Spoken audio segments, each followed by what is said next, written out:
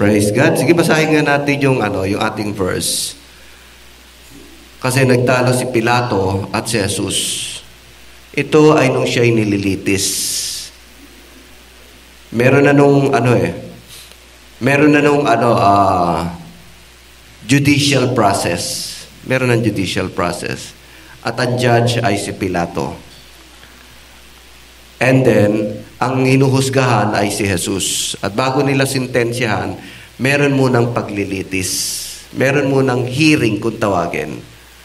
At sa kanilang hearing, alam ni Pilato bilang judge na walang kasalanan talaga si Jesus. At lahat ng paratang ng mga tao laban sa kanya ay alam ni Pilato na ito ay gawa-gawa lang. Okay? Kaya part ng kanilang pag-uusap, actually gustong palayain ni Pilato si Jesus. Subalit yung nagsasakdal sa kanya, talagang gusto siyang patayin, i-eliminate.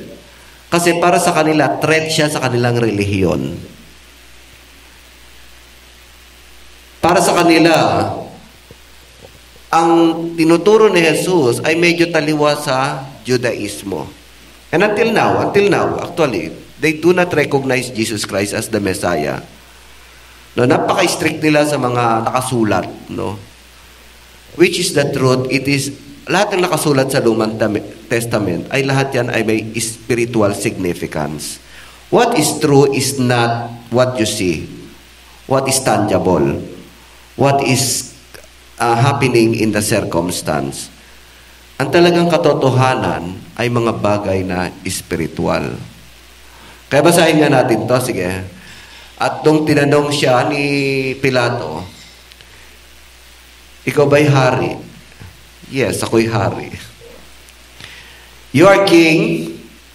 Said Pilate.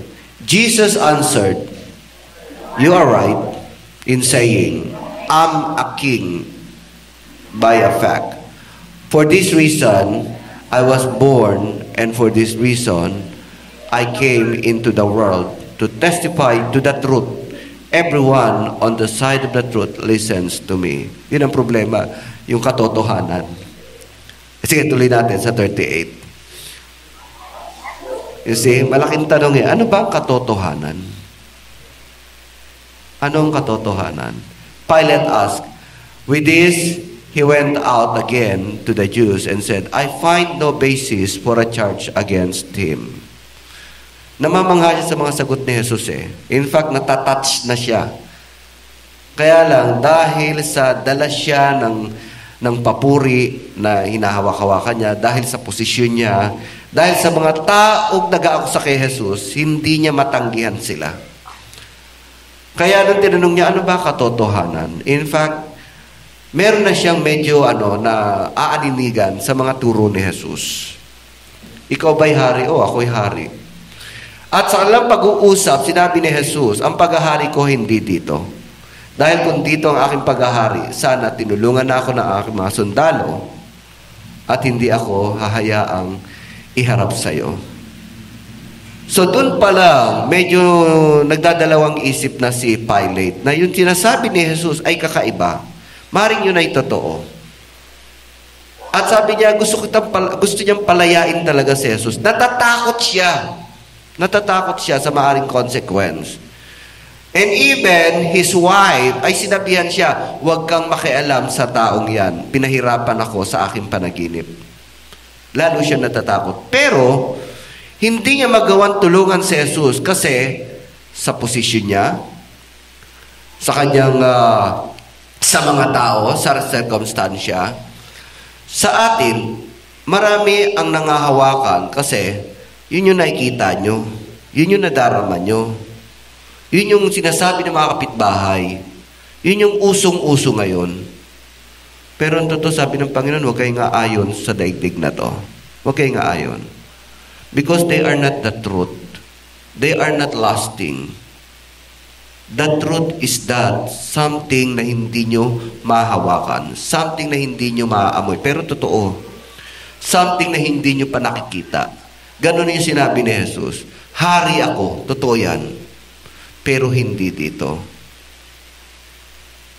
Kaya si Pilate, maaring hari ka talaga siya. He was talking about spiritual realm.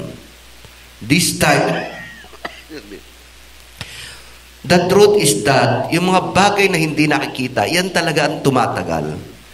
Yung mga bagay na hindi nakikita, yan talaga ang pangwalang hanggan.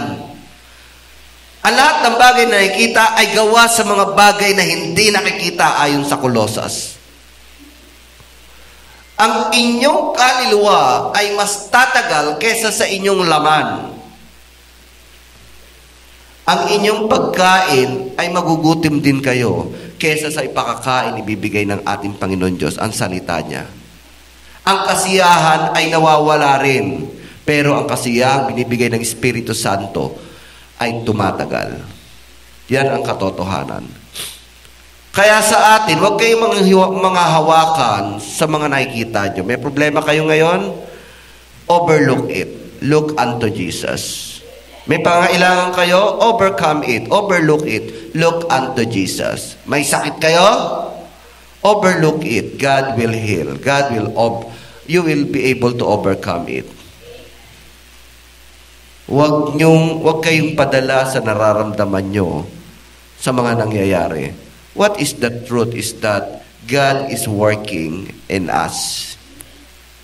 So, he was talking about the truth. Sa atin ngayon, ang katotohanan, kasi maraming lumalabas na katotohanan, yung Islam katotohanan daw, yung last prophet, yung ibang religion silang katotohanan, no?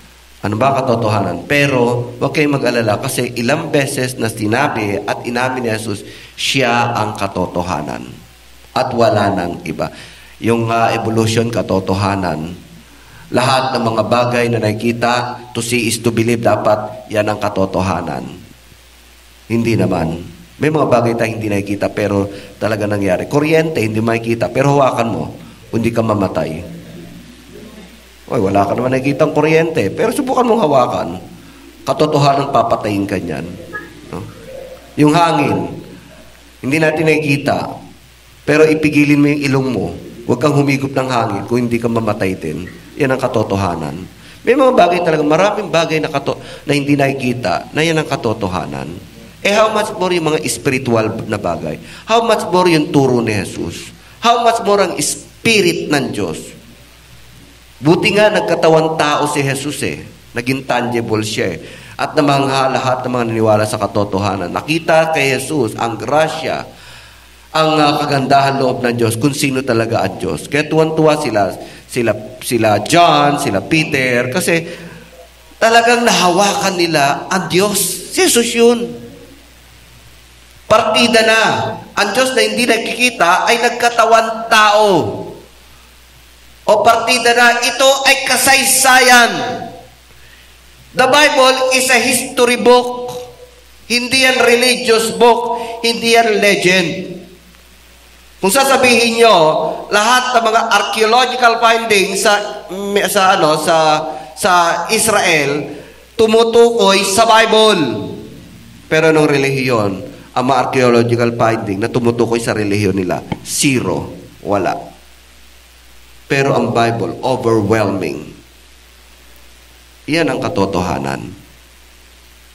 So, sa ating buhay, huwag kayong mga hawakan sa nadarama nyo. Magkakaroon lang kayo ng stress. Nakaka-stress Huwag kayong mga hawakan na ngayon medyo nagigipit kayo. May stress lang kayo. Ilang beses ba kayo ginipit? Hanggang ngayon, nandito pa kayo. Huwag kayong mga hawakan na ngayon ay may sakit kayo. Dahil ang kalooban ng Diyos, kung kailan ka kukunin, that's your time. Pero kung hindi pa naman, ay kahit ano mangyari sa'yo, hindi ka talaga mawawala. Kaya doon ako nawala ng dugo, relax lang ako nun, hindi ako natataranta. Kasi hindi ito magiging kamatayan ko. Hindi ito. Pero muntik na ako mamatay nun. So, huwag kayong matatakot dahil ang katotohanan, ang bawat salita niya ay katotohanan. Ang bawat pangako niya ay katotohanan. Ang espiritu na sumasa inyo, nagko-comfort sa inyo, katotohanan. ang Bible na binabasa nyo na sinulat ng 2,000 taon at ibang author na nagkakaisa sila na mayroong Messiah at babalik muli, katotohanan. Unang-una, na katotohanan tinutukoy ni Jesus, bukod siya ay hari. Actually, He Himself is the truth. Jesus is the truth. In John 14:6, pakibasa nga natin, Jesus is the truth. Jesus answered, I am the way, the truth, and the life. No one comes to the Father except through me. Kaya lang yung iba kasi nag-iimbento, no? Ng pamamaraan. O, dinagdagan nila ng nanay. No? Kailangan manalangin ka muna sa kanyang mother. Siya ang sekretary. Walang sekretary ang Diyos. Kailangan dumaan ka muna para maligtas ka mapunta sa map, kailangan ka munang ibaptize sa tubig. Ang baptism sa tubig, hindi nakakaligtas yan. Yan ay simbolo lang yan. Kailangan makapag-speak in tongue. Dinadagdagan ba? Napakasimple lang ang maligtas. Acknowledge your sin and accept Jesus Christ. Ganun lang naman kasimple. And God will work in your life. Mararamdaman mo yan. Makikita mo yan. Makikita mo na lang nagbabago ang iyong pamumuhay. Ang iyong perspective. Because God is already in you. He is the truth. Walang tao, walang propeta na nagsabi na sila ang katotohanan. Dahil kung hindi man lang siya, ilang beses pa sinabi niya, ako katotohanan. Si Jesus, ilang beses niya yan. Dahil kung yan ay hindi katotohanan sinasabi ni Jesus, sinungaling siya. At kung siya'y sinungaling, sinungaling din na Ama. Kasi ang Ama nagpasugo sa Kanya. Ang Diyos Ama nagpasugo sa Kanya. He is the truth. In John 1:14, basahin natin. In John 1:14. Sa John 1:14, the Word became flesh and made His dwelling among us. We have seen His glory, the glory of the one and the only who come from the Father, full of grace and truth. Katotohanan talaga si Jesus. Kasi ang salita ng Diyos, kulang yan. Bagamat yung truth din yan, yung binigay ng Panginoon Diyos sa mga Israelita, katotohanan yan. Sila talaga ang pinaglagakan ng salita ng Diyos. Subalit kulang. Kasi ang tao nag-iimbento ng mga interpretation, reinterpretation. Kaya to interpret the truth about God Himself, kailangan siya magkatawang tao. Full of grace, full of glory. Ganun pala ang Diyos. Full of mercy. Kaya si Jesus ay nahawakan nila, nahipon nila, niyakap nila. Ganun pala ang Diyos, di nakakatakot. Ganun pala ang Diyos, mababang loob. Ganun pala ang Diyos, yung bang approachable. Kasi sa ibang relihiyon, ang kanilang Diyos ay sinisigawan lang, niyuyukuran lang. Unapproachable ang Diyos. Pero nung si Jesus ay nagkatawang tao, na iba ang kanilang pananaw sa Diyos. Kasi hindi na kalooban ng Diyos. Sino ang Diyos sa kibuturan ng kanyang puso, nakita nila sa buhay ni Jesus. So, Jesus is the truth. Siya yung katotohanan. Siya yung pinadala sugo ng Diyos para i-represent ang personality ng Diyos mismo. Kulang ang salita na binaba ng Diyos, hindi siya maunawaan. Gumagawa sila ng relihiyon. Gumagawa sila ng mga kanilang interpretasyon. Pero nung bumaba si Jesus, ganun lang pala kasimple ang gusto ng Diyos. Ang maging magpakumbaba tulad ni Jesus, ang magpatawad tulad ni Jesus, ang umibig tulad ni Jesus. Ang tulad ni Jesus, siya talaga ang nagrepresenta 100% kung sino ang Diyos. Hindi siya Diyos na nakakatakot. Hindi siya Diyos na demanding. May mga reliyon kasi demanding sa pagsusuot nyo, no, dapat uniforme, lahat nakaputi, no? Tapos ang leader kapag lumalakad, sisigawan nyo, pupurihin nyo pati kanyang mga leader. Ganun pala si Kibuloy, nabasa ko, no? Nabasa ko yun sa Facebook. Ay, di pala dun sa sinabi dun sa sa patotoo ng speaker doon, si Reggie, si Brother Reggie Santiago. Minsan pumunta siya sa Davao. Lahat nakaputi. Kaya pagpasok niya nakaitim, Parang hindi na, parang hindi daw siya ligtas. No? Siya lang yung nakaitim. Lahat nakaputi. At nung pumasok na si Kibuloy, nag-iiyakan sila. Sinasamba si Kibuloy. Pagpunta niya sa gitna, nag-iiyakan sila. Pagharap sa palpito, may mga lumalapit sa kanya, pinupunasan ng kanyang sapatos, no? Pinupunasan ng kanyang katawan. Yun daw ay pananampalataya na nakapagpapagaling. Sinamba na nga si Kibuloy. Bagay, sabi niya nga, siya ang appointed son of God. Hindi ganun ang Diyos. Hindi mapagmataas ang Diyos. In fact, si Jesus, hindi niya hinahanap talaga ang papuri ng marami. Kaya si Kibuloy, hindi yan son of God kasi hinahanap niya ang papuri ng marami. Si Jesus, nung siya'y nagpagaling, 10, no? Yung isa, nagpasalamat sa kanya, nagtaka siya, ba't isa lang? Alam ko, 10 tong pinagaling ko eh. Nasaan yung siyam? Nasaan yung siyam? Gumaling to, pero yung siyam wala na, naglayasan na, magaling na sila eh. Pero isa lang nagpasalamat. Ganun pa man, binless niya yung iisang yon. So, hindi siya naghahanap ng papuri. Ang Diyos talaga hindi naghahanap ng papuri. Yan ang reality. Yan ang truth talaga sa nature ng Diyos. Kaya lang required tayong pumuri kasi yun ang batas sa kalangitan. Batas yan sa kalangitan. Everyone should praise the Lord. Batas yan. At kung hindi kayo pupuri sa Diyos, wala kayong relasyon sa Panginoon. Yan ang katotohanan. Ang pagpupuri ay relasyon. Ang pasasalamat ay relasyon.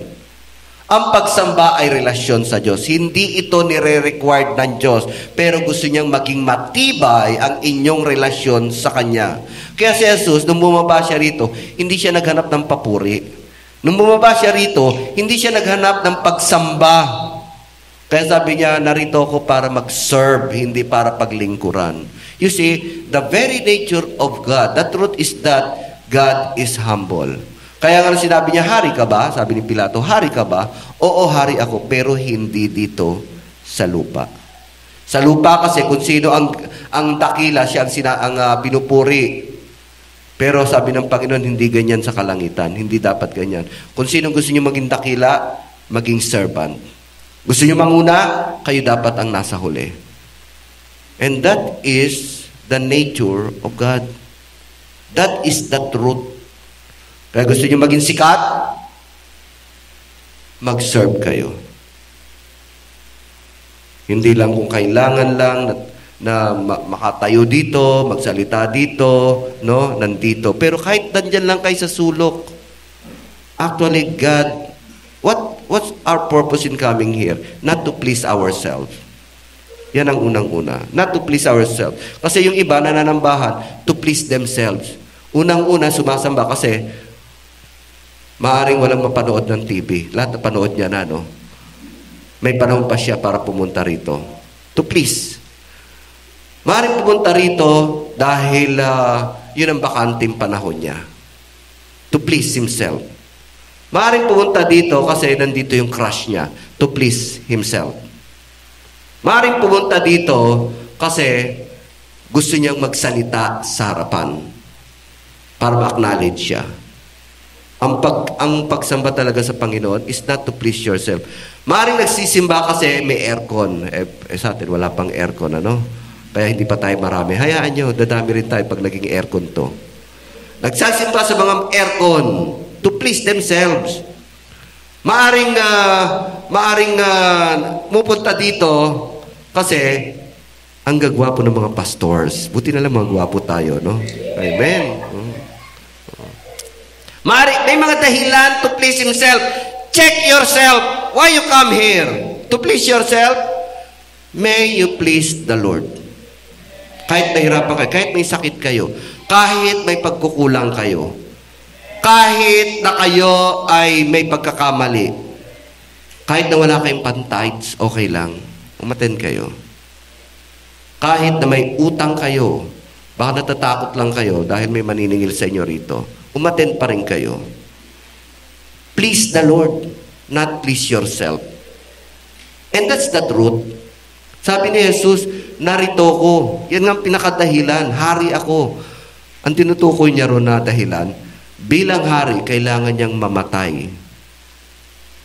mamatay. Kaya okay lang. At sinabi niya kay Pilato, Pilato, yung sinasabi mo na may kapangyarihan ka magpalaya, may kapangyarihan ka na manghusga, ang katotohanan, binigay lang sa iyo ng Diyos yan. Pero ang pinakadahilan kung bakit ako nandito, kasi bilang hari, pero nyo bilang hari, kailangan muna siyang mamatay para sambahin, para dakilain bilang hari. Hindi niya hinanap ang sarili niya dito sa daigdig. Kasi meron nagbibigay ng glory sa kanya sa kalangitan. Ganon din po dito sa atin, sa church. Huwag kayong maghanap ng glory dito sa lupa. Dito sa church. Dahil may magbibigay ng glory sa inyo sa kalangitan. Yan po ang katotohanan. May mga members kasi, pag hindi lang binate, ayaw na umattend. No? Ang hinahanap pa rin yung glory dito sa lupa. Huwag naman ganon. Umattend pa rin kayo kahit di kayo batiin. No? So, our glory is not on this world. Our glory, yung mga praises, ay hindi dapat manggagaling sa mga katabi nyo, sa mga taong nandyan. Ang papuri, manggagaling yan sa Diyos tulad ni Jesus. Sabi niya, yan ang katotohanan. Kaya lang si Pilato, para sa kanya, katotohanan, kung ano yung tangible, kung ano yung present, kung ano yung bibigay sa kanya ng pleasure, yun ang katotohanan. But not so with Jesus Christ. And that is the truth. So, His word is truth. Nauna, yung kanyang salita, actually, binigay na salita ng Diyos sa mga Israelita, katotohanan yan. Yun yung kalooban ng Diyos para maging banal tayo. Pero hindi nagpapabanal.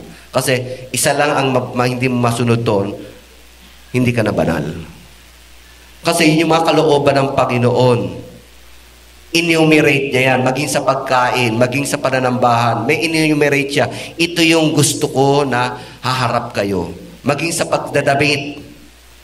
Marami yan. Actually, ang kautusan, hindi lang yung 10 utos. Marami ang kautusan. At yung kautusan na yon, buti na lang, sa mga Hudyo talaga yon, hindi sa atin.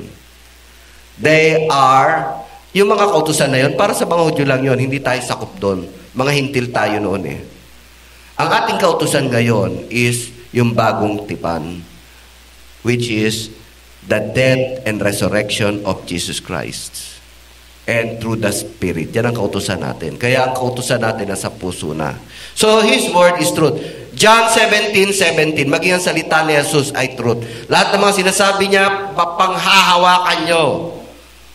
Sabi rito, sanctify them by the truth. Your word is truth. Walang kasinungalingan sa salita ng Diyos. Mula Old Testament hanggang sa Revelation. Lalo na sa Revelation, ang daming interpretation sa Revelation. Yung Revelation is the last part of the book.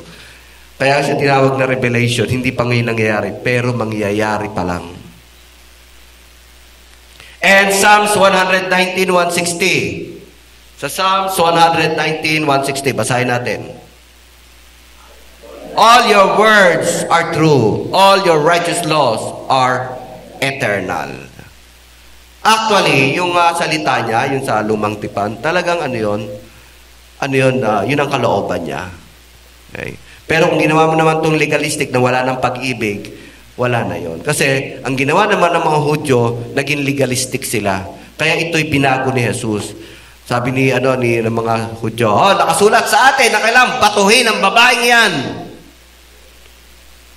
Siya'y nahuli na naman niya, nasilip namin, namboso kami, kaya hinuli namin kaagad yan. At ngayon, sa harap mo, nakita namin may kalaguyo. At sabi sa batas, kailangan siyang patayin. Totoo naman, nasa batas yan.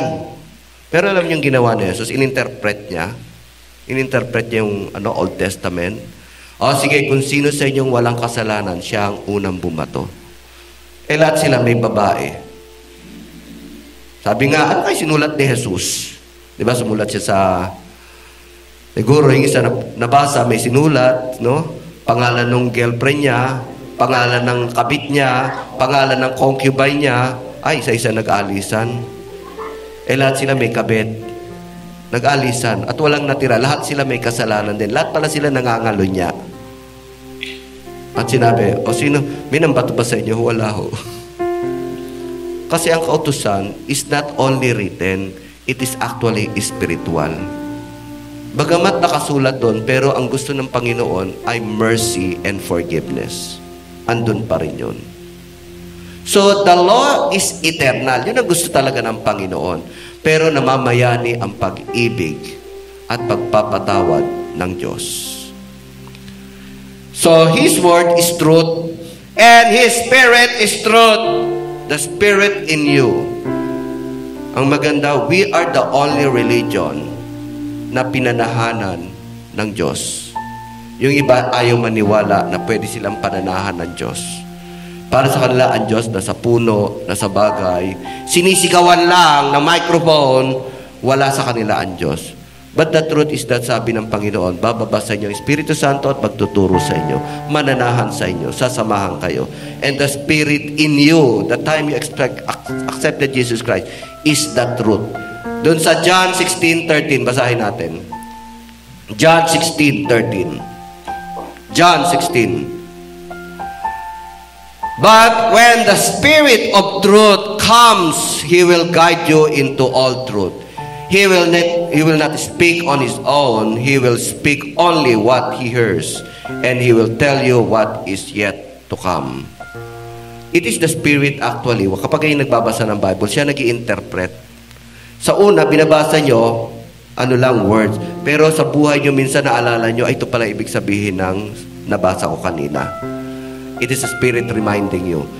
Dati, binabasa lang natin as a story. Yung pala, applicable din pala yung story na yun sa buhay nyo. It is a Spirit that reminding you, ito ang dapat mong ipamuhay. At ang Espiritu naggagabay sa inyo, nagga-guide sa inyo, ay katotohanan. Listen to His Spirit. Now, ang delikado kasi, tatlo yung bumupulong sa atin. Tatlo. Nakala nyo kayo. Una, siyempre, yung inyong feeling. Yun yung sarili. Yung soul. Pangalawa, yung demonyo. Kapag negative at talagang against sa Word of God, asahan nyo, hindi yan Word of God. Hindi yan Spirit. Because the Holy Spirit will not go against His Word. Pero kapag ito ay the Word of God, according to His Word, at napipil mong dapat mong gawin, you better listen. Iba naman, yung palalaban lang, na naginip kunwari, pero yung pala gusto lang magpasikat para ma-recognize siya. At kung kayo magpapatotoo, huwag kayong magpatotoo ng problema nyo. Kasi nakaka-discourage yan sa iba. Ipag-pray nyo na lang. Dito, ang patotoo talaga, nakaraan na. Tama si Reggie. Ipatotoo nyo yung nagganap na katagumpayan nyo. Hindi yung problema nyo pa lang. Please, huwag nyo i-share ang problema nyo rito. Ang patotoo ay naganap na. Kaya nga testimony, naganap na. Hindi yung kasalukuyang pinoproblema nyo, i-share nyo rito. Doon sabihin nyo, pero nararamdaman ko at alam ko ang Panginoon Diyos, tutulungan ako. Nasa gitna ka ng problema eh. Hindi yung testimony. Ang kailangan doon, prayer. Manahimik ka na lang. Kasi marami ang nakikinig sa'yo na problema pala i-share mo. It's not testimony. What you have to share is your victory. Kaya dito hindi ako nag-share ng problema ko. Sinasabi ko, kahit luma na ang mga patotoo ko, gusto kong i-share yung talagang magandang ginawa ng Diyos sa akin. Kaya minsan, napatotoo ko, wala kaming kapera-pera, no? Ewan, kaninong birthday yon. Aba, walang kakipo-kipo. Si Kokoy, may pera, nag-volunteer. Siya ang bumili ng mga panghanda. Di ba magandang patotoo yun? Oh. Huwag niyo patotoo na kaya niyo yung inyong problema. No, it's not a testimony. Nagbibigay lang kayo ng inyong damdamin dito sa inyong problema. Huwag niyong ibigay dito ang problema niyo. Ipag-pray niyo. Ang tunay na patotoo, yung nangyari na nakatagumpayan. And the Spirit will tell you what to say, what to do. Kasi kung gusto nyo lang maging kilala rito, wag lang kayong walang masabi, flesh pa rin yun. Mag-restrain kayo. Hayaan nyo ang Espiritu mag-urge sa inyo na magpatutuo ng magandang bagay para maluwalhati ang ating Panginoon Diyos. So, Jesus is the truth. The Word is the truth. The Spirit is the truth. No matter situation you are in, asahan nyo, magtatagumpay kayo kasi yan ang katotohanan eh. Yan ang magpiprevail. We are in the truth. Tayo lahat magsitayo. Tayo lahat magsitayo. Purihin ang Panginoon. Hallelujah.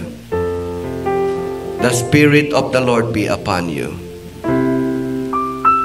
Let the Word of God remain in your heart, in your mind. At ang grasya ng ating Diyos, Ama, Diyos, Anak at Espiritu Santo, ang magpatibay sa inyong pananampalataya. Ang bigyan kayo ng kalakasan na patuloy na mag-serve sa Kanya, magpatutuo sa Kanya, magluwalhati sa Kanya. Seek first kung ano nakakaluwalhati sa Panginoon at iluwalhati kayo ng Panginoon. Hanapin niyo muna kung ano nakaka-glorify sa Panginoon at i-glorify niya kayo. Hanapin niyo muna kung ano nakakalugod sa Panginoon at bibigyan kayo ng maganda at malugod na buhay because He is trustworthy. He is the truth. Panginoon, salamat Lord God sa inyong salita. Salamat sa inyong banal na Espiritu. Salamat sa inyong Panginoong Jesus. Ikaw ang katotohanan ng buhay magpakailanman. Lord, kung kami nagkakasala, patawad. Mataas namin kayo. Masunod namin kung anong gusto niyo, Panginoon, sa patnubay ng inyong banal na Espiritu. Lord, sadsalain niyong gawa ng kaaway, gawa ng laman, ang mga kasariling naisin, Panginoon. Alisin niyo ito sa aming buhay at kayo lamang ang aming masunod. At ang Panginoon Diyos na siyang puno ng luwalhati at pag-ibig ang gumabay sa inyo, magbigay sa inyong pangailangan sa lahat ng bagay, financial, material, spiritual, at emotional. Sa pangalan ni Jesus. Amen. Amen. God bless you.